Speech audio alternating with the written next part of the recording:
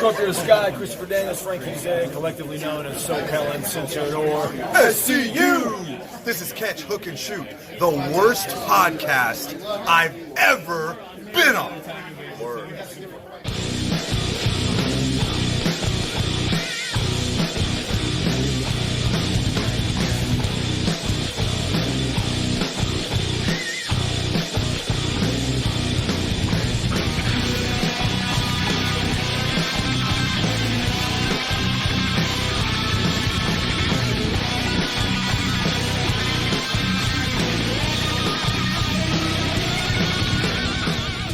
What's going on, everybody? Welcome to Catch, Hook, and Shoot, the best podcast you never heard of.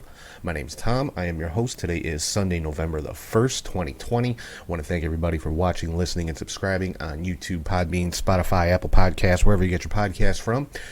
Thanks, as always, for following on social media. On all platforms, you can find the show at catchhookshoot. And if you ever want to shoot me an email, it's catchhookshoot@gmail.com. Make sure you check out prowrestlingtees.com/catchhookshoot for all your t-shirt needs, patreon.com/catchhookshoot for bonus content, and our other web store, catchhookshoot.bigcartel.com, for stuff you can't find on Pro Wrestling Tees. So, let's dive right into everything going on in the world of pro wrestling this week, starting it off, like always, with the match of the week.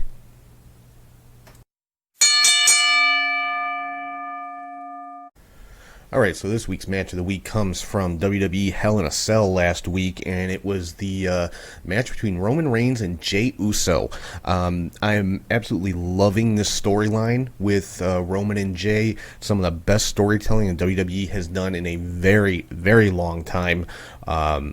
Just incorporating the family element into it, and it's a great storyline. These two put on a great match. It was the really first ever I Quit match inside the Hell in a Cell, and these guys just beat the hell out of each other. And I saw a lot of people online complaining, oh, it was too long, it was boring, and this and that. I honestly don't know what these people were watching, because I didn't even realize how long of a match it was, because I was sucked into the story that was being told. So I mean, I thought it was a fantastic match between these two guys. Again, told a great story and really, advanced the storyline. And I'm, this is pretty much what I tune into Smackdown every week to see, is where this storyline is going. This is what I'm, this is what I want to see on SmackDown every week. So, match of the week this week from WWE Hell in a Cell, Roman Reigns versus Jey Uso. If you haven't seen it, go back and check it out. It's definitely, it's definitely worth your time to check this match out, because it was very, very good. So moving on to the next segment here, it's my top 3 highlights of the week, and it is called the 3 Count. Alright, so first up on the 3 Count this week is from Monday Night Raw, the Firefly Funhouse and Moment of Bliss segments with Bray Wyatt and Alexa Bliss. This again is another great, not really a storyline, but just kind of seeing where these characters are going with Bray and Alexa. I'm very impressed with the character change that Alexa Bliss has gone through the last couple of months, being associated with Bray Wyatt and The Fiend, and seeing Randy Orton on Moment of Bliss, and you can just see the difference in Alexa's character. And then The Fiend came out, and she's just kind of sitting up on the turnbuckle, just enjoying the carnage that's going on. And it was just some really great segments. So I don't know if they're working Bray Wyatt and The Fiend into the world title picture, or exactly what's going to come out of that, but I'm definitely interested to find out. Number 2 on the 3 Count this week from Impact on Tuesday night. Who the hell shot Johnny Bravo? That's what I want to know.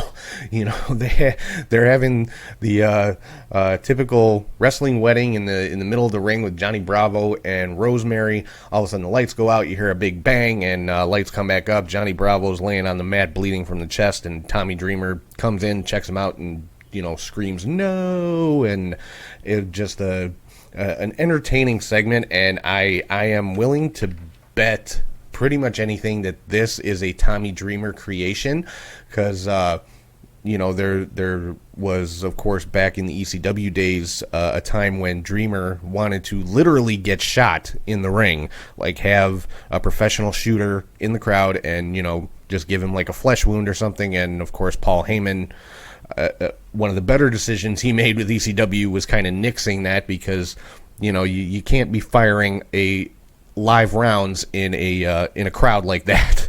But the way Impact did it, it was an empty arena. Obviously, lights went out. You just heard the big bang. So they did it pretty well. But again, with Impact, I'm really, I don't know, I'm a fan of this whole anything involving Rosemary with Impact. I am a fan of Rosemary. So I'm definitely going to continue watching and finding out where this is going to go. And third on the 3 count from Friday Night SmackDown, the opening promo of the show with Roman Reigns and Jey Uso in the ring, and basically just the raw emotion that you could see coming off of Jey Uso, telling Roman he hated him and he doesn't respect him, and all this kind of stuff. It was just very, again, great storytelling with this storyline with Roman and Jey Uso. So that is the 3 count for this week. So moving into the news and rumors and things like that. First of all, let's go through the WWE Hell in a Cell pay-per-view with the results. Of course, I already talked about Roman defeating Jey Uso in that I Quit match. At the end of the match, Afa and Sika were at the top of the ramp, greeted Roman Reigns, and gave him the the symbolic beads around his neck, proclaiming him the tribal chief of the family. Elias actually picked up a victory over Jeff Hardy in their match. The Miz defeated Otis, so Miz is now once again Mr. Money in the Bank, so we'll see exactly how and when he cashes that in. And in the midst of that match, we saw Tucker actually turn on Otis, hit him with the briefcase, and that's how the Miz was able to pick up that victory. Sasha Banks defeated Bayley in another great Hell in a Cell match. This would be a close second for match of the week, would be Sasha and Bayley. They put on a fantastic match in Hell in a Cell, and Sasha is the new SmackDown Women's Champion. Lashley defeated Slapjack in kind of an impromptu match. This one wasn't announced beforehand, but it was a U.S. title match. Slapjack from the Retribution stable. And then Randy Orton defeated Drew McIntyre to become the new WWE champion. Kind of disappointed with this one, not with the match, but with the result. I was really hoping, McIntyre would retain the title for a while longer, but WWE had other ideas. So moving on to Monday Night Raw, we're getting the Survivor Series teams are starting to come together for the Raw versus SmackDown. Apparently NXT not involved with Survivor Series this year. It's just going to be Raw versus SmackDown. So on the Raw side, we had AJ Styles, Sheamus, and Keith Lee qualified for the Monday Night Raw men's team. And on the women's team, we've got Nia Jax, Shayna Baszler, Mandy Rose, Dana Brooke, and Lana are the Raw women's Survivor Series team. So yeah, looks like Lana is getting a little bit of a push here. She's being pushed as kind of the underdog, I guess you could say, because she keeps catching, not really catching beatdowns, but she's been put through the announce table like 5 or 6 times by Nia Jax, and this week was no different. Same thing happened at the end of her match where she qualified for the team.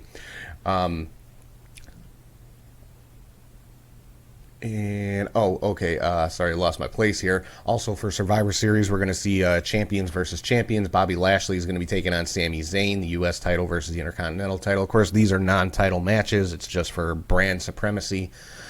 New Day going to be taking on the Street Profits. Asuka will be taking on Sasha Banks. Roman will be taking on Randy Orton. So, it's going to be all of the respective champions from each brand taking each other on. Moving on to NXT, this week was their Halloween Havoc event, and it was very good. I was actually pleasantly surprised. I didn't have real high expectations going into this one, but I thought it was a really, really good show. Johnny Gargano did pick up the victory over Damian Priest for the North American Championship, and this was a spin the deal, make the wheel match, and it was not a coal miner's glove on a pole match, thank God. It ended up being a Devil's Playground match. It was basically a no-holds-barred match. There was interference from somebody dressed up as the Ghostface character from the Scream movies, interfered and helped out Gargano in his victory, and that same person actually tried to help out Candice LeRae in her in her women's championship match against Io Shirai, but Shotzi Blackheart intervened in that one, and so Io Shirai was able to retain in what was called a tables, ladders, and scares match. This was also a spin the wheel, make the deal match. Again, another very, very good match between Io Shirai and Candice LeRae. Now, the rumor going around online is that the person that was dressed up in the Scream outfit was Indy Hartwell. We've seen the last couple of weeks she's kind of been helping out the Garganos with their matches and things like that. So it appears she's going to be associated with them in one way or another. I'm sure we're going to find out more about that in the next few weeks, exactly what that relationship is going to be. We saw Pete Dunne make his return to NXT and immediately turned heel. And this happened during a segment. Pat McAfee was in the ring with Oney Lorcan and Danny Burch. Was talking about how, he enlisted the help of Ridge Holland to take out Adam Cole at the last takeover.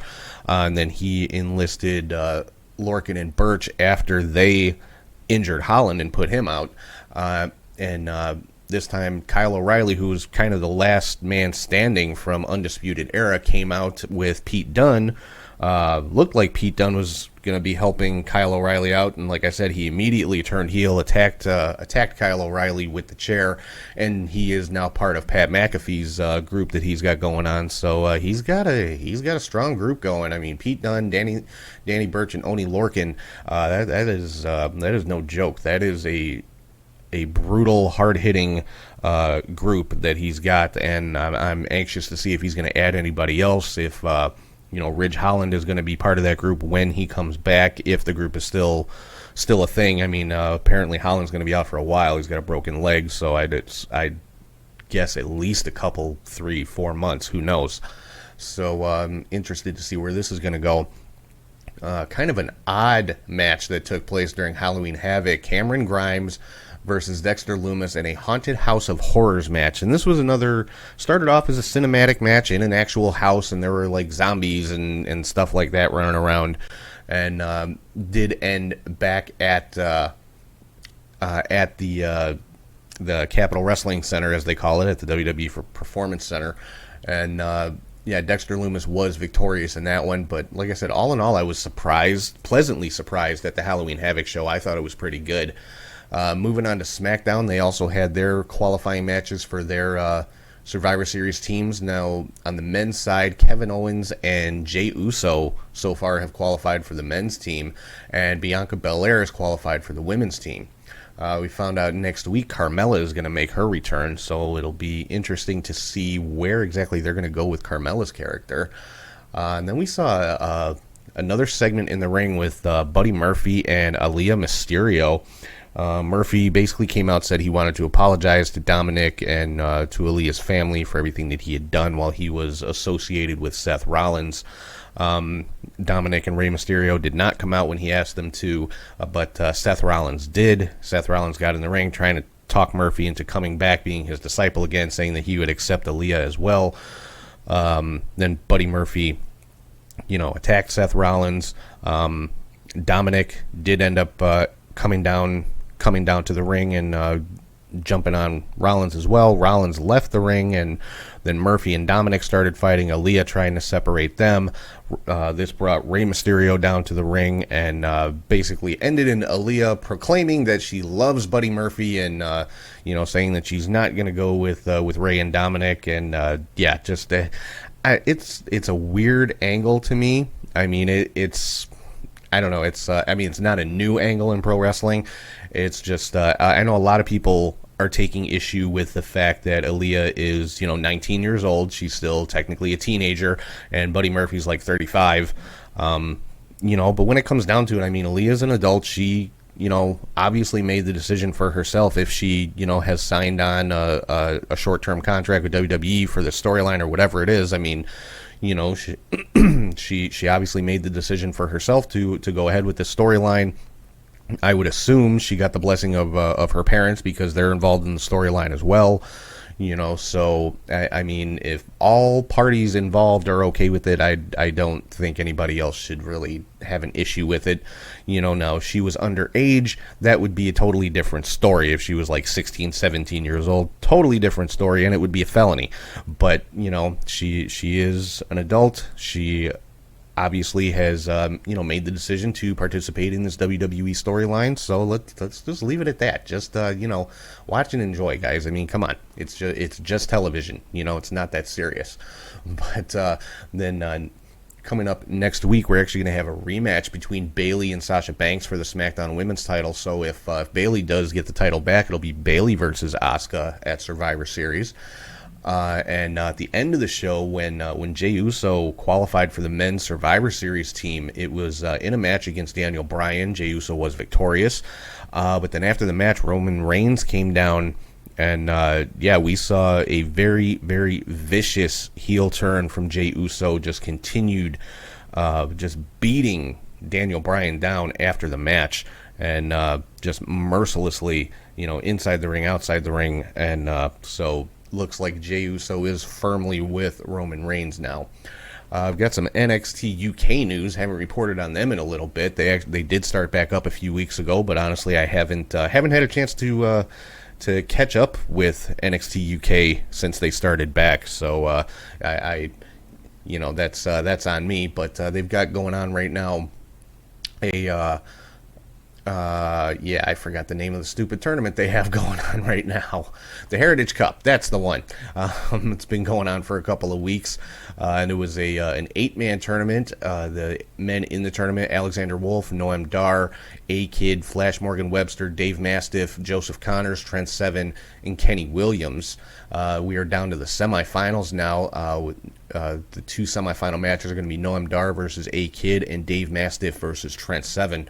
Now, if I had to pick the final for this one, I would pick Noam Dar and Trent Seven as the final, but I have a feeling that maybe Dave Mastiff might end up picking up the victory over Trent Seven, but we'll have to see. The semifinals are coming up this week on NXT UK, and the rules of this tournament are pretty interesting. The matches consist of 6 3-minute rounds with 20-second breaks in between.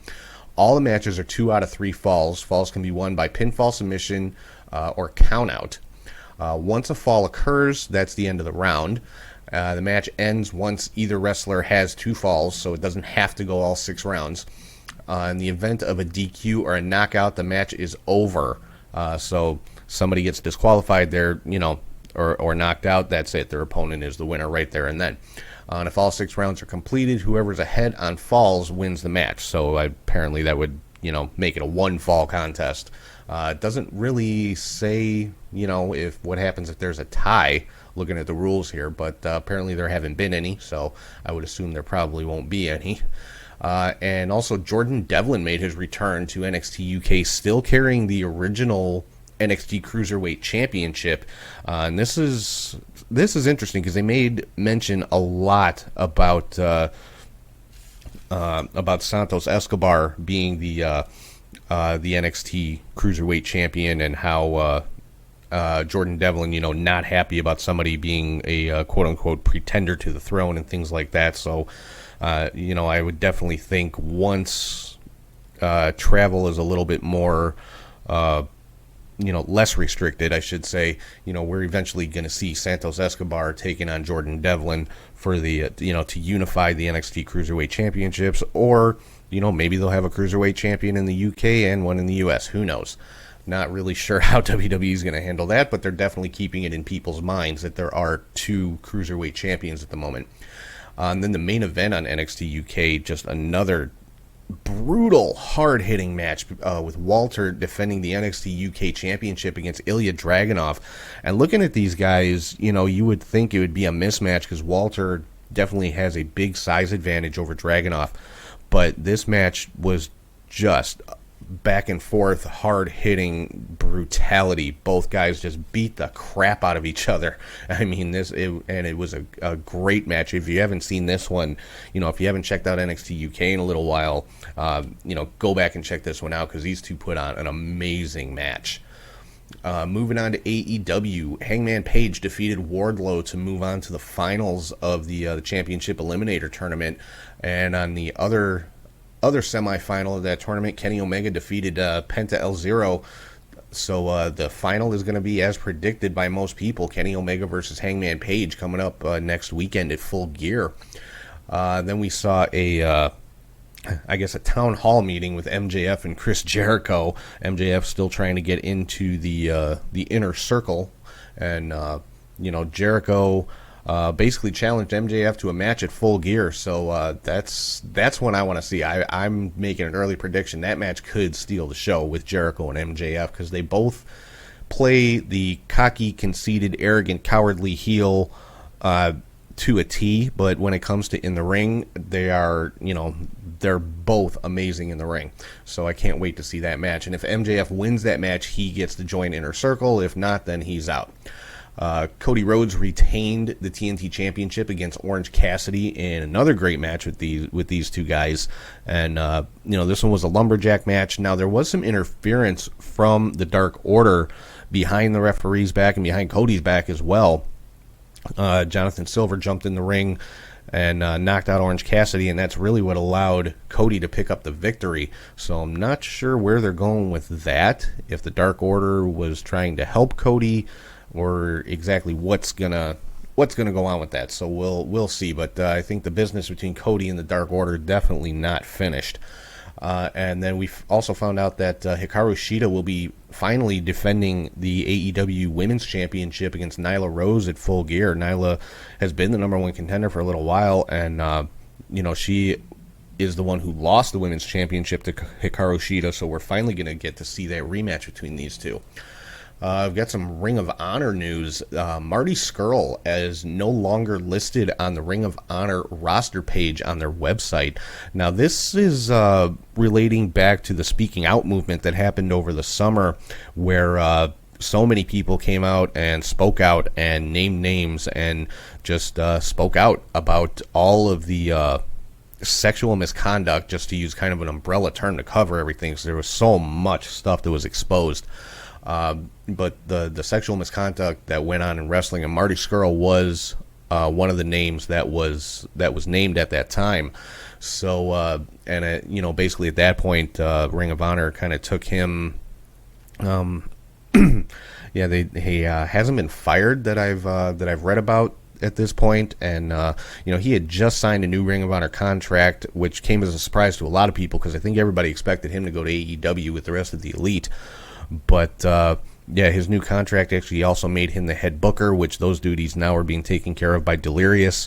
He has been removed from the Ring of Honor roster page, so he is, I would say, at best inactive at this point with Ring of Honor, and possibly, I don't know what would be involved in terminating his contract, if there would be some kind of huge payoff they'd have to make to him, or whatever it might be. But it's not looking good for Marty Scurll with his Ring of Honor career.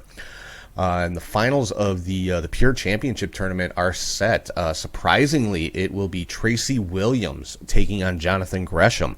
Now, I had predicted it would be Jonathan Gresham and Jay Lethal in the finals, the tag team champions going against each other. But Tracy Williams was able to edge out the victory over Jay Lethal. So it'll be Tracy Williams and Jonathan Gresham. I cannot wait to see that match coming up. Should be this next weekend, I believe. So I'll definitely be keeping an eye out for that one. Moving on to Impact, Rich Swann was able to retain the Impact World Championship in a rematch, an impromptu rematch against Eric Young to kick off the show. We found out that the Knockouts Tag Team Championship tournament is going to be starting in 3 weeks to crown new Knockouts Tag Team champions. Su Yung will be defending the Knockouts Championship against Deonna Purrazzo next week in a rematch from Bound for Glory. Still no news on Kylie Ray. Impact is keeping a pretty tight lid on whatever's going on with Kylie. Hopefully everything's good with Kylie. Kylie Ray, of course, one of my favorites just ever, and one of the nicest, sweetest people you ever want to meet. So I don't know if there's something personal going on with her, or maybe this is a storyline thing. I don't think so. I think this is a real life issue that's going on. But whatever it is, hopefully, hope to see Kylie back on Impact sooner rather than later. We saw Rich Swann have a couple of confrontations backstage. First of all, with Moose, the self-proclaimed TNA World Champion. And then with Sami Callihan and Ken Shamrock. So Swan has no shortage of challengers for the Impact World Championship. We'll have to see who is going to be the first one to come after that title now that seemingly Swan is done with Eric Young.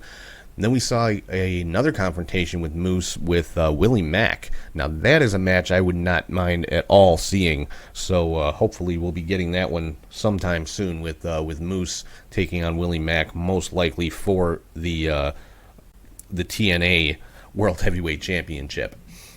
We finally have a date for the return of MLW to TV. They will be returning on Wednesday, November 18th on their usual outlets. I watch it on YouTube because don't get the TV channels that they appear on here in Chicago. But so yeah, MLW returning to TV Wednesday, November 18th. So about a little over 3 weeks away, or a little over 2 weeks away. Excuse me. So looking forward to that because MLW is one that I've missed. So I can't wait to see them back on. Some NWA news. We've got a new NWA World Women's Champion in Serena Deeb. She actually had her first title defense this past week on Dynamite and was successful in that. She retained her championship, and Serena defeated excuse me. Oh man, my brain is just not working today, guys. But Serena Deeb, the new NWA World Women's Champion, and defeated Thunder Rosa for that championship. Took me a minute to remember her name. I cannot believe that. But and there was a rumor floating around that the reason Thunder Rosa dropped the title was because she was signing with WWE. Billy Corrigan himself actually chimed in on that and said, no, Thunder Rosa's under contract with NWA through 2021. So that rumor was squashed rather quickly by Billy Corrigan. So, that's going to do it for all the news and rumors for this week. So right now I'm going to throw it over to Charlie G, and he is here with your Indie Cut.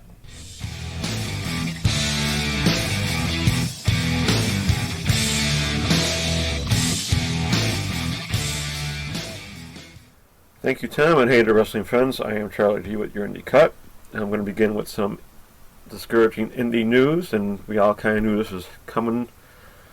But Beyond Wrestling, Glory Pro Wrestling, and St. Louis Anarchy have all shut down production for the rest of 2020. Beyond Wrestling put out a tweet and Facebook post about canceling their upcoming tag show and pretty much closed down for the rest of the year. They said there will be no more live events, but you never know with Beyond Wrestling if they do a close door match at the end of the year. So stay tuned to that.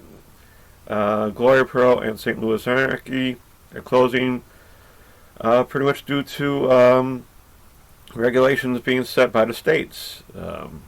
Here in Illinois, Region 4 is rolling back again and closing down and limiting the number of people to venues. So both of them have closed down for the rest of 2020. If any of you did have tickets to their events, contact them for your refund or whatever, and they hope to be back sometime in 2021. And then check out their YouTube pages or any other thing to help their promotion during this while they're closed. So check them out if you can. That's Beyond Wrestling, Glory Pro Wrestling, and St. Louis Anarchy. Now to CML, now to wrestling, and I'll update you on that CMLL fight from last Friday. There was a women's world title match, 2 out of 3 falls, of course, where Princessa Sukit defeated champion Marcella to become new champion. Then in the CML World Tag Title match, 2 out of 3 falls, it was Christico and Mystico who were champions, and they defeated Teton and Valador Jr. As of last night, Valador Jr. was not in the match that I noticed, so hopefully all is well with him. Now we go on to Saturday, October 24th, Wrestle Pro Dream 16, Day 2020, Day 1, from New Jersey. They had first round tournament matches with Max Caster defeating Gangrel, Brian Finley Jr. defeating Brad Hollister, Bobby Wayward defeated Habib and the Car Wash. Oh, from the Car Wash. Sorry about that. TJ Crawford defeated Richard Holiday. Micah Taylor defeated Elia Barras. Aaron Rourke defeated VSK. You might have seen him on Dynamite this week, being slaughtered by Sean Spears. LSG defeated Ken Dixon. And in the final match was Nick Stapp defeating Rennie Pacifico. Then on to Idaho Wrestling Club. Dia del Los Muertes 2020 for the Wrestle Club Potato Bowl title match. Champion Jay Cruz defeated John Henry. And no DQ match, Rick Knight defeated Marcus Anderson. Then went to Wrestling for a Cause 9th anniversary show from Tulsa, Oklahoma. For the Hometown Heroes title match, champion Tim Rockwell went against Dmitry Alexandrov to a no contest. In their tag title match, the Real Dirty Brawlers, who are champions, defeated Paul Puerto Rico and Tino Valentino. And for their heavyweight title, no DQ match versus career match, Sam Stackhouse defeated champion Alex Royal to become new champion, and I guess to retire Alex Royal. On to Universal Wrestling Enterprises in Cadillac, Michigan. I love this name, that's why I put it. Chris P. Bacon defeated Austin Spicoli. And in their tag title match, Kevin O'Reilly and Meat Hook Sobannon, who are champions, defeated Kyle Blanchard and Nick Green. Total Psychopath Wrestling Holla Wicked from Maryville, Tennessee. In a Lego death match, J.W. Dalton defeated Sasend.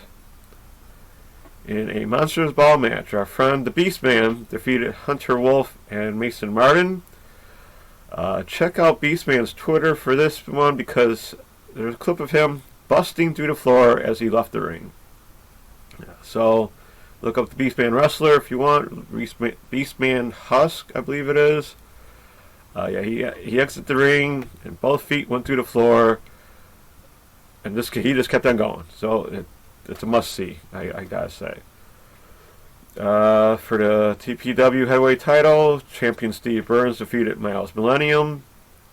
In a non-title casket tag match, I would like to see this one, Briar Wellington and Matt Raby defeated Keith Gavins and Mike Kiganen.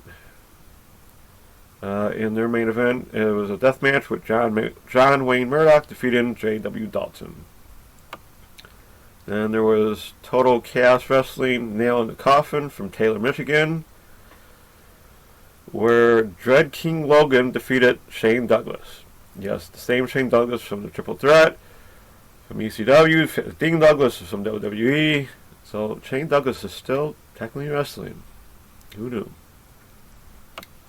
Then on to Titan Championship Wrestling, Goddesses of War 3, Halloween Ground from Ocean Gate, New Jersey, where Holodead defeated Vita Von Star, Christina Marie defeated Layla Hirsch, Danny Moe defeated Ray Lynn, so both of those were at Warrior Wrestling before. Their Goddess title match, champion Vicious Vicky defeated Gabby Ortiz, and in a no holds barred match, Riley Shepard defeated Lady Frost. On to Synergy Pro Wrestling from Paulsboro, New Jersey. KTB defeated Kit Osborne. Matt McIntosh defeated Wheeler Yuta. That was actually a good match. For their Synergy Cruiserweight Crown, number one contendership match, Casey Cantal defeated Ellis Taylor. In the Cruiserweight Crown title match, champion TJ Crawford defeated Casey Navarro. In a Synergy title number one contender four-way match, Eric Corvas defeated Deshaun Pratt Frightmare and the Whisper. And for the Synergy title three-way match, Brandon Kirk, who was champion, defeated Jordan Oliver and Warhorse. On to Southern Violence and Wrestling, the Evil Dead from Athens, Georgia. They had a hardcore title buried alive match, which Chop Top defeated Ryan Murdoch, who was champion. So Chop Top is your new champ there. On to Platinum Championship Wrestling, Swamp Rules from Covington, Georgia, where they had a Dealer's Choice title squeal like a pig match, where champion Hold My Beer Hansen defeated Marco.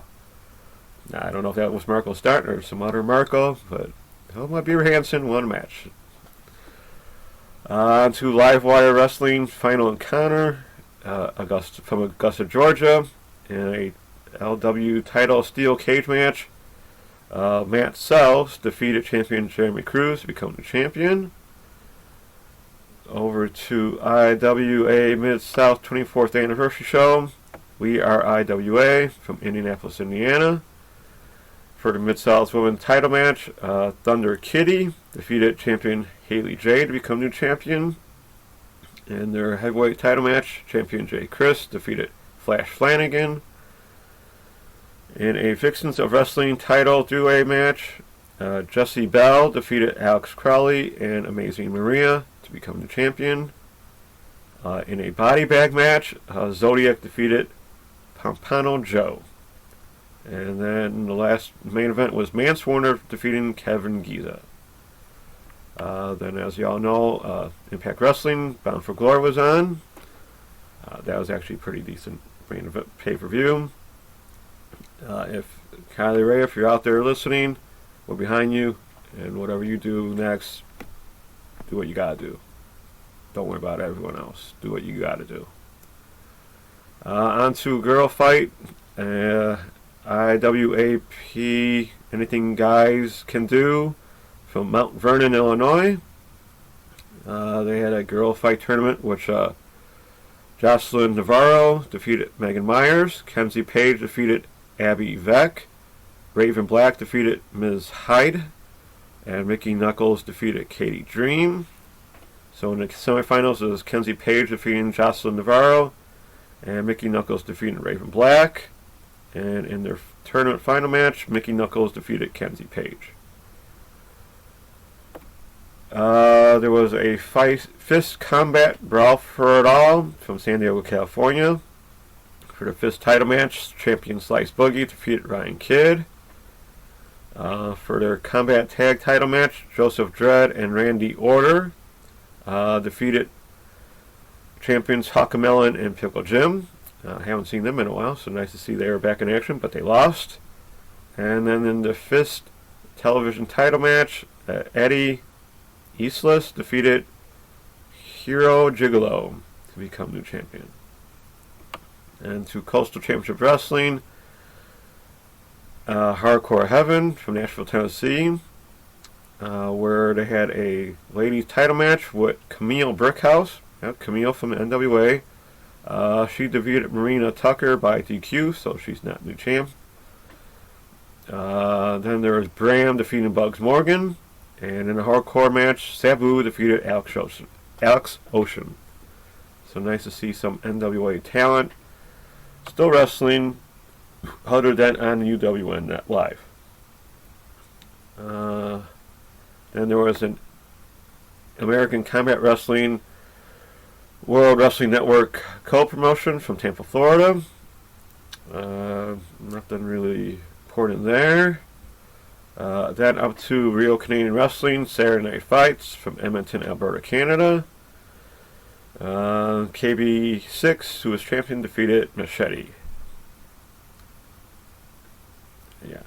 And in the Canadian Heavyweight title, champion Heavy Metal defeated Son of Irish. Then over to Pure Power Wrestling Nightmare Before Halloween from Lethbridge, Alberta, Canada.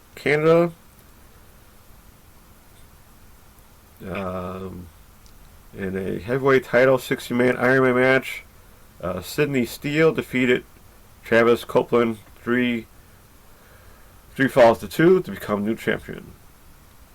Then finally over to Japan, Pro Wrestling Wave. Kabuki Cho Weekender took place. New Japan Pro Wrestling Road to Power Struggle Day 2 took place. Where most of these are teaming up with Great O'Karn and Will Ospreay and finding out how to beat Okada and some tag team partner of his choosing. That's pretty much how the rest of the Power Struggle is going to go until the main event. So I don't have to go into those matches. Dragon Gate of Victory Day 13 took place. All Japan Pro Wrestling Raising an Army Memorial Series Day 3 took place. Nothing really took place there. Then down to Adelaide Championship Wrestling Evolve 30 from Prospect, South Australia, where they had an Evolve title match. Champion Riley defeated Joe Mundo, and in their heavyweight title match, champion Matt Hayter defeated Zach Sabrath.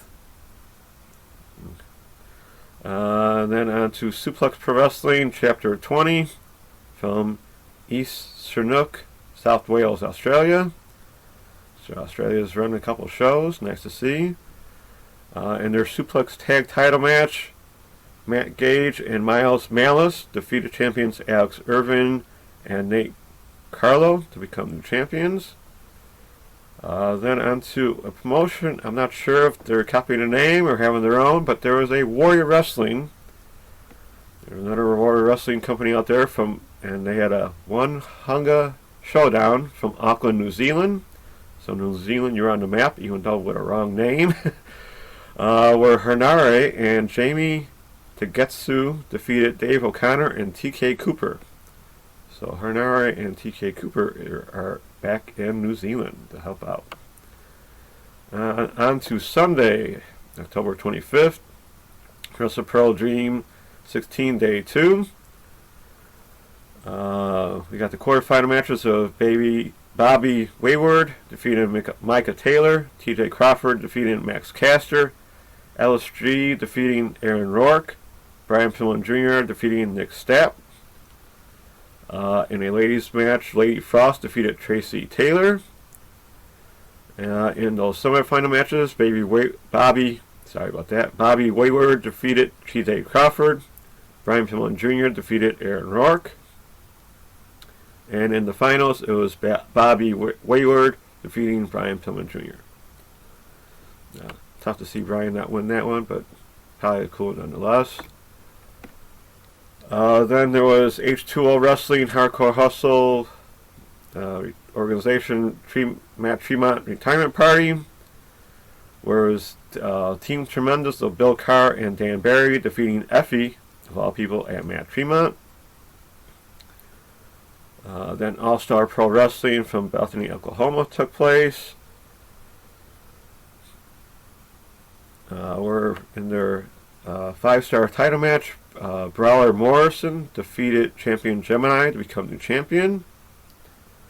Then there was a Pizza Party Wrestling Bout for Clout 1999. If you want to see that at independentwrestling.tv, check that out.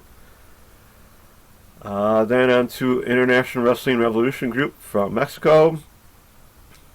For their Intercontinental Middleweight title match, Dragon Bane defeated champion Demino Inferno to become the champion. Over to Japan, where Actress Girls and where a show took place. DDT Road to Ultimate Party 2020 took place, where Shima was back in action, defeating Soma Taiko. In the KO'd 6-man tag title match, Eruption of Katsada Uguchi, Saki Aki, and Yukio Sakaguchi, who are champions, defeated the Disaster Box of Kazuki Hirata, Naomi Ishimori, and Yuki Uno. And then right after that, for the KO'd tag titles, Eruption defeated the champions of Naomi Yoshimura and Yuki Uno to become new champions. So that's pretty cool to see. World Women Pro Wrestling Diana show took place with a Halloween Battle Royal. So check that out on YouTube. Pro Wrestling Freedom show took place. Ice Ribbon, new Ice Ribbon 1077 took place. New Japan Day Road to Power Struggle Day 3 took place. Then on to Stardom, Goddesses of Stardom League Day 5. In the Goddesses of Stardom Tag League matches, Don Domando of Himeka and Siri with now 4 points defeated Stars of Hanan and Saya Linda, who have 0 points. And Stars of Mayu Iwatani and Starlight Kid, who have now 2 points, defeated Mina Sarakawa and Tam Nakano, who also have 2 points. And they introduced Mina as part of their Stars group, so that was nice to see. Check that show out if you want. Then on to Rev Pro Revolution Epic Encounters 4. That was live on Twitch. So subscribe to Rev Pro Wrestling on Twitch for further shows coming up. They plan to do more. Will Ospreay defeated JJ Gale. For the Rev Pro Undisputed British Women's title, champion Giselle Shaw defeated Bea Priestley. And that was a really good match. On to Monday, October 26th, for the Marvelous title, Women's Pro Wrestling. There's an Asuka, Mei Hasazuki, and Mio Momono defeated Mikado Shindo, Rin Kadukario, and Takami Irua. Pro Wrestling Wave, where Siri defeated Sakara Hiroto, and then later on, Siri went against Nagase Nazaka to a 14-minute, 44-second draw. Over to Pro Wrestling Academy Black Label. Premiership Day 2 from South Wales, Australia took place. Westside Extreme Wrestling Catch Grand Prix Day 1 took place, where Cara Noir defeated Midhan. Then October 27th, Tuesday, Westside Extreme Wrestling Grand Prix Day 2 took place. Sunday Girls Pro Wrestling Keep Burning show took place. Pro Wrestling Noah Prelude 2020. In a 6-man match, Go Shiozaki, Kaito Kimura, and Suhei Tamaguchi defeated Katsuhiko Nakajima, Kanoi, and Yusuke Inamura. Then back here in the States for United Wrestling Network's Primetime Live number 7. For the CWFH Heritage Heavyweight title, champion Ray Rojas defeated Kevin Martinson. For the NWA World's title match, I'm sure y'all heard about this. Serena Deeb defeated Thunder Rosa to become new champion. So let the Thunder Rosa speculation begin, even though Billy Corgan's saying she's still with the NWA. And then in their UWN World Title Tournament first round match, Chris Dickinson defeated Peter Avalon. I suggest you check out next week's show where Davey Boy Smith, I can't remember, but they have the tournament's going on, and there are going to be more matches next week.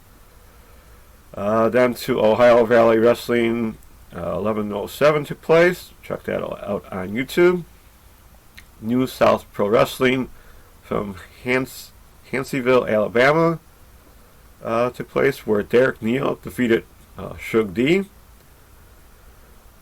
Heavy Metal Wrestling, New Texas Pro Wrestling Grand Prix took place from San Antonio, Texas. this was recorded. So for the UHMW Undisputed title, no DQ match, champion Kiefer Bardick defeated Kylie Ray. So people saw this and wonder why she was in Texas and not at Impact. It was recorded. But still a cool match nonetheless. Then October 28th, Wednesday, Westside Extreme Wrestling Day 3 took place, where Avalanche defeated Fast Time Mundo, sorry about that. Pro Wrestling Noah Premier Prelude 2020 took place. Yeah, that's okay. New Japan Day 4 took place. Ice Ribbon Peace Party number 59 took place. Then Limitless Wrestling The Road Season 2 number 2 took place. Nothing really of importance to there. IWTV The Masked Wrestler Show number 3, where Wildcat defeated Marmalade, who turned out to be Lady Frost. That was a pretty decent match. Up to Thursday, October 29th, Westside Extreme Wrestling Day 4, Vincent Heisenberg defeated Tristan Archer. New Japan Day 5 took place. Stardom Day 6 took place. Sorry about that. Gods of Stardom Tag League match. Stars of Mina Shirakawa and Tam Nakano, who now have 4 points, defeated Stars of Hanan and Saya Ida. For the Future of Stardom title match, champion Micah defeated Saya Kamatani in a very good match. And then for the Wonder of Stardom title match, champion Julia defeated Himeka. And that was a really good match between those two. So check that out if you can. High Tension Wrestling Camp Leapfrog, things that go bump in the night, in ring, open swim, and out of the pool took place. Cool shows, where there was an IWTV Independent Wrestling title match where champion Warhorse defeated Violence. Then here in Chicago, AAW Professional Wrestling Alive number 2 from Marionette Park, Illinois took place. Fatal 4-way match of AC Romero defeated Braden Lee, Cody Lane, and Travis Titan. That was a good match to start off the show. Sky Blue defeated Sierra with her standing sliced bread in a very nice match. The one called Manders defeated Ace Perry with his Iowa Stampede. ACH and Fred Yehai went to a 20-minute draw in a very good match. Matthew Justice defeated Jake Christ with a frog splash onto aluminum siding, which was covering Jake. This was a very hard-fought match. Blake Christian defeated Stephen Wolf with a wild cradle roll-up. And on a side note, Stephen Wolf was one of Tracy Smunner's last trainees. So rest in peace, Tracy. Your boy did good on this night. For the AAW Tag Title match, Ace Austin and Man Fulton, who are champions, defeated Angel Dorado and Gringo Loco. Airwolf was injured. I'm guessing at the AEW show he did. But Ace Austin did his chokeslam blockbuster off of Man-Man's shoulders to the pin Angel to win. And then Hakeem Zane and Kareem defeated Jake Something and Mance Warner. This was Hakeem Zane, who is their Heritage Champion, pinning their heavyweight champion, Mance Warner, in a pretty decent match between those guys. Then Friday, October 30th, Westside Extreme Wrestling in Germany, Faceless defeated Norman Harras. Big Japan Tag League final round took place. Level Up Wrestling School Blackout Boogie from La Mesa, California took place. Then for the Hardcore Hustle organization, the last Extravaganza weekend, Day 1 took place in a no-rope, barbed wire, 200 light tubes death match. Ricky Shane Page defeated Matt Tremont in his last professional wrestling match. But we'll see how long that lasts, right? So, on to earlier today, October 31st, New Japan Pro Wrestling Day 6 took place. Ice Ribbon 1078, October Ice Ribbon Fest 2020, where Aja Kong and Ibuki Hashi defeated Ayako Sato and Himeko Hoshi in the Fantastic Ice title TLC match. Champion Risa Sera defeated Mayu Ukahai. Sorry about that. In their international ribbon tag title match, Hiragi Kurumo and Muchi Miyagi, who are champions, defeated Maika Azaki and Rina Yamashita.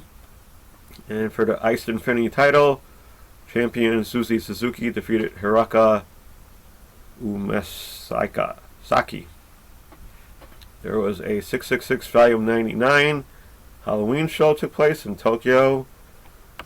Big Japan Pro Wrestling, Strong and Junior 3 matches took place. Nothing really important to there. So that's a wrap for me. Till next time with any more indie news or shows that come about. Check out 901 Wrestling on Twitch if you can. They have a show coming up later tonight. The info's in the Twitch stream over there. Don't forget to look up more of those YouTube channels and any Twitch streams from wrestlers that are still available. They're still out there, hopefully. I hope you enjoyed the cut. Thank you for watching or listening. Stay safe, take care, and be kind, everyone. Back to you, Tom. All right, thanks a lot, Charlie. So let's keep it moving right along here. Let's get into the next segment where I get to play kind of armchair promoter here, and I am talking about the Fantasy Booker.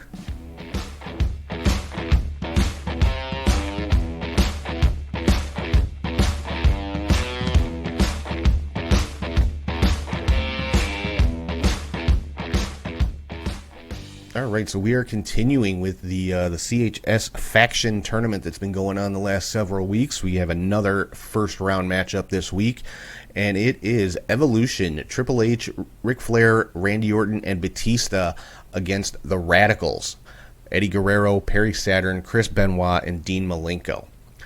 Now, this one, you know, I think most people would just automatically pick Evolution because, I mean, look at the look at the group of guys, you know, Triple H, Ric Flair, Randy Orton, and Dave Batista. But I'm you know what? For me in this one, I went with the Radicals, and people are not going to like that. I understand, but you know, when it comes to just pure wrestling talent, you're not going to find a better grouping of guys than Guerrero, Saturn, Benoit, and Malenko. You're just not. I mean, at that time, you know, at the time that the Radicals were a thing, Benoit and Malenko were the two best wrestlers in the world, and Eddie Guerrero was right up there with them. Eddie Guerrero had all the charisma, and you know, he had the high flying, and Perry Saturn was just probably one of the most well-rounded wrestlers out there as far as submission wrestling, grappling, striking, and even a little bit of high flying himself. You know, so I don't know, maybe it's just a sentimental thing with me, but I gotta give this one to the Radicals over Evolution, and people are going to hate this one, but you know what, it is what it is. I mean, you know, Eddie Guerrero, one of the greats of all time, Chris Benoit, it's Chris Benoit. I mean, I'm not going to sit here and sing his praises all day, but you know, in his time he was the best wrestler in the world, and I don't think too many people can argue with that. You know, same could be said for Dean Malenko, one of the all-time greats, and I believe I named him as probably the most underrated wrestler in history, just simply because he was undersized. You know, at the time. In today's wrestling, Dean Malenko would thrive. Like, I would love to see a Dean Malenko versus Daniel Bryan match. Oh my God, how good would that be? But so yeah, I'm giving this one to the Radicals with the upset over Evolution. So the Radicals moving on to the next round of the CHS faction tournament here. So as if that wasn't enough of a hot take, I'm going to move on to my next segment here, where I give a little bit of an unpopular opinion, and it is the weekly hot take.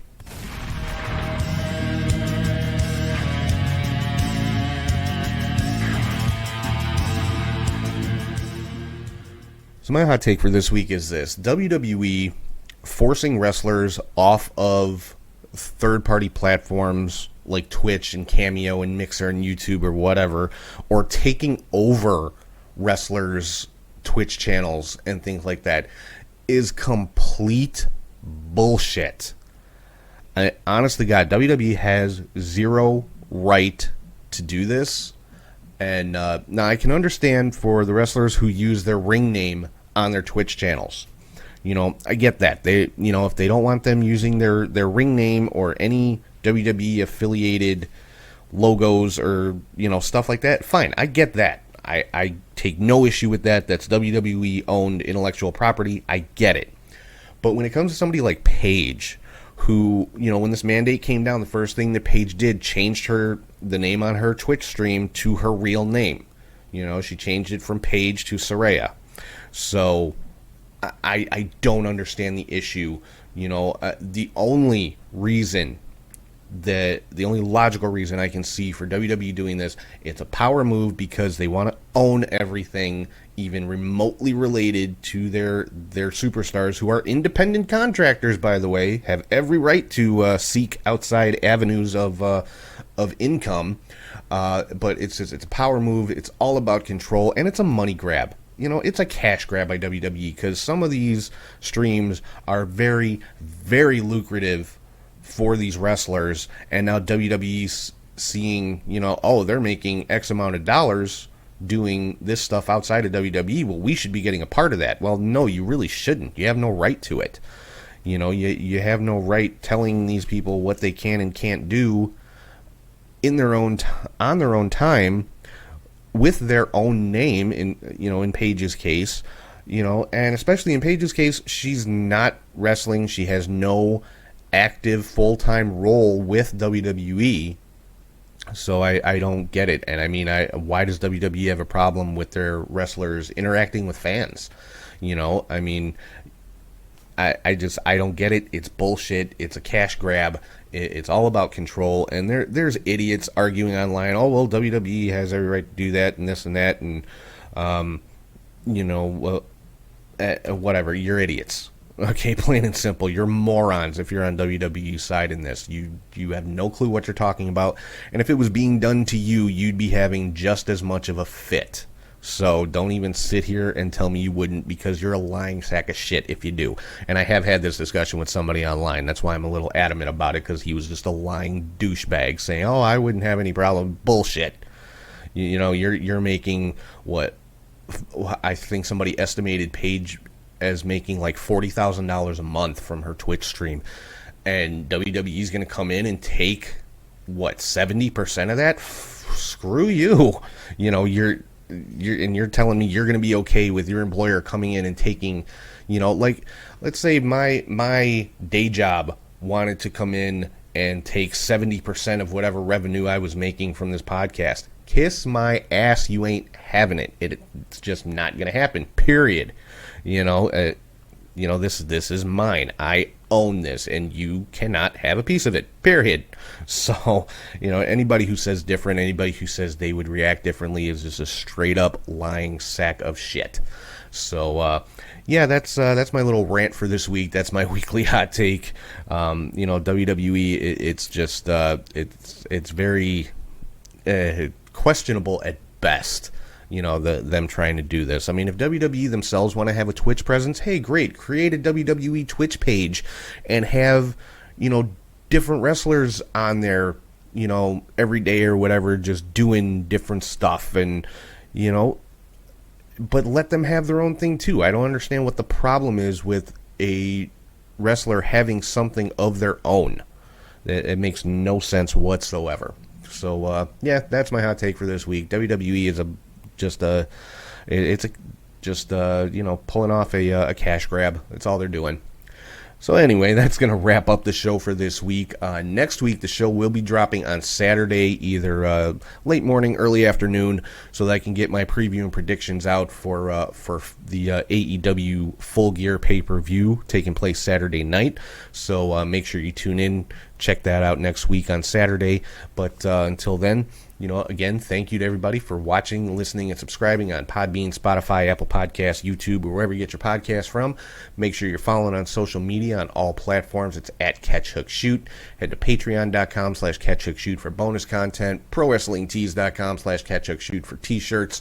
Our other web store, catchhookshoot.bigcartel.com for t-shirts and hats that you won't find on Pro Wrestling Tees. And if you ever want to shoot me an email, it's catchhookshoot@gmail.com. So with that, I am going to sign off for this week. Hope everybody has a great week. Enjoy all the great wrestling coming up, and I will talk to you guys soon.